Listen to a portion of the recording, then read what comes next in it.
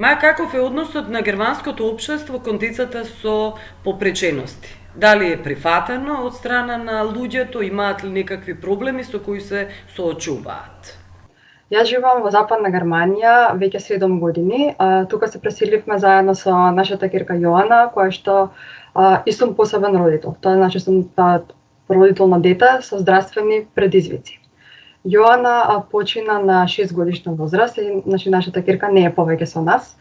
Меѓутоа, низ целото наше искуство и се што поминавме, ние имавме прилика да искусиме како ова општество тука е поставено во однос на инклузија на овие лица, на лицата со попречености. Значи, таа посетуваше градинка и инклузивна градинка во која што групите беа поделени на 15 деца, каде што 10 дечиња се со типичен развој, значи здрави деца, и 5 деца со посебни потреби. Годините во кои што Јоана посетуваше градинка ќе ми останат во најдобро сеќавање, затоа што количината на љубов и внимание која што таа ги добиваше од учителките, директорката и другите деца, можат стварно да се мерат со нивото на количина на љубов и внимание што таа ги имаше и дома. И едноставно, низ годините на родителски средби кога одевме со сопругот, без да бараме никакви дополнителни појаснувања, самите учителки ни кажуваат дека родителите на деца со типичен развој бираат намерно да ги однесат децата во инклузивна градинка, заради, како што тие велат, сакам моето дете да се учи од мали нозе дека инклузија мора да има и дека различностите се во ред.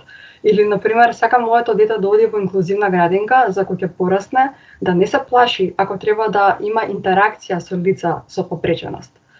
Така што тука мислам дека станува збор за две многу важни разлики, а тоа е разлика во мајндсетот на луѓето, на целото општество, и разлика во тоа колку се спремни институциите и системот да им пружат заштита на лицата со попречености. Јас воопшто не сум поддржуваш на разговорите од типот како на запад цветат рози, а ништо во Македонија не чини. Значи, не поддржувам такви разговори и морам да кажам дека од 83 милиони луѓе колку што има држава Германија, веројатно постојат некои поедини случаи каде што некој родител приговара можеби што неговото дете оди со такви деца во школа, нели тоа се такви деца. Меѓутоа, пошто сум многу лично засегната темава, можам да кажам дека разликата во мајндсет на луѓето во општеството кај нас во Македонија и тука во Германија е огромен. И не само во Германија, туку во западните развиени земји.